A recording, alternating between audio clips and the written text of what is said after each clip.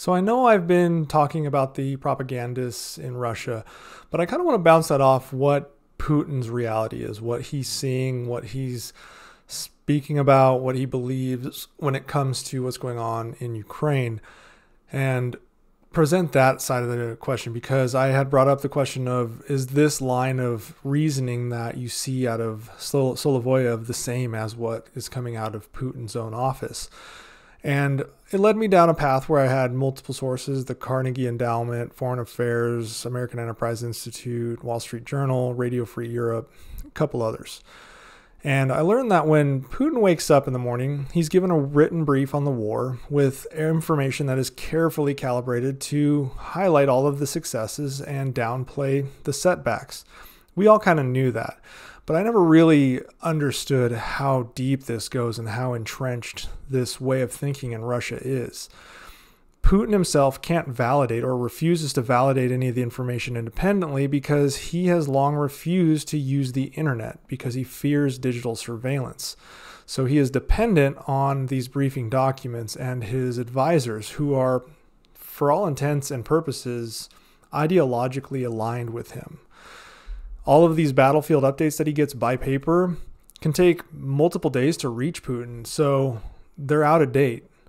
Even if they are rapidly arriving, the frontline commanders in Ukraine are reporting straight to the Federal Security Service, which is called the FSB, so that they can actually create the report. It's not reported by the internal chain of command through the military. The FSB, who directly reports to Putin, is who gives him the reports. The FSB obviously edits the reports and has the Security Council also bless off on it and gives it to the Security Council Secretary, Nikolai Patrushev, who himself reviews it and then gives it to Putin. If you know anything about Patrushev, he was the one that persuaded Putin to invade Ukraine, or he at least helped him there. The sad thing is any bad news can draw immediate ire from Patrushev and Putin, to the point of Putin distrusting and circumventing his own military chain of command when they present him with bad news. So, for instance, when the Russian troops were losing in Lyman, Putin called the commanding officer on the front line and demanded that that commanding officer hold firm. Putin clearly didn't understand what was going on the ground there. His troops were poorly equipped and they were being encircled by Ukrainians, and even Putin's own generals said, this is untenable, unsustainable, yet Putin said, hold the ground. Well, they held their ground until about October 1st, and then they withdrew after getting obliterated, where hundreds of or dozens of soldiers, Russian soldiers, died, and Ukraine acquired a bunch of equipment and weapons.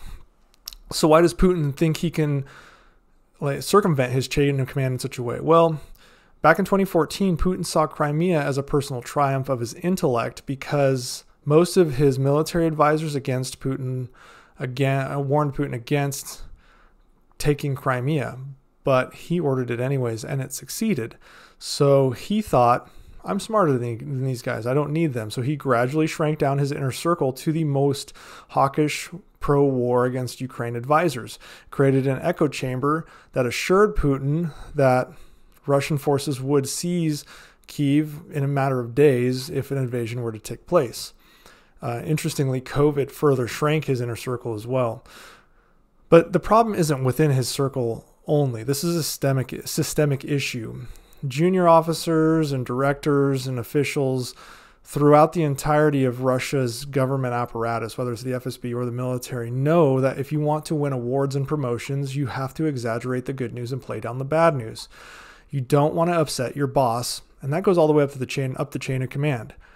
And even so, a report that is completely sugar-coated and wiped clean and filled with happy, good-smelling roses gets to the Kremlin only through the FSB and is fully edited again so as not to upset Putin. Ekaterina Vinokurova, who is was a member of the Human Rights Council until Putin fired her back in November, said the people around Putin protect themselves. They have this deep belief that they shouldn't upset the president.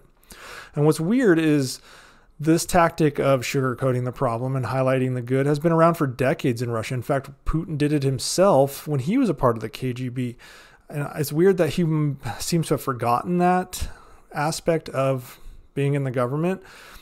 In a speech in April, the CIA chief Bill Burns said that Putin's circle of advisors is narrowed down to such a small circle that it's not even career enhancing to question Putin's judgment and his, quote, mystical belief that it is his destiny to restore Russia's influence.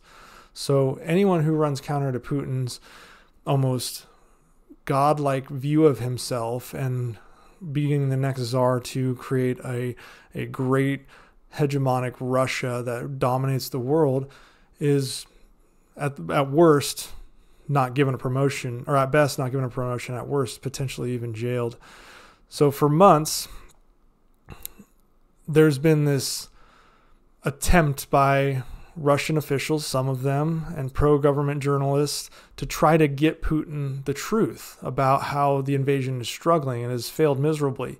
A longtime Russian pollster reached out to Putin's office about a survey done in Russia showing that there was a lower than expected public support taking place within Russia after the invasion. The Kremlin responded that, quote, Putin doesn't need to be upset right now. Most polling numbers that Putin does see are grossly exaggerated, and they come from the Russian FSB. Some of the pro-Russian polls that came out of Ukraine before the war were discovered to be completely fabricated by the FSB, and these polls influenced Putin's decision.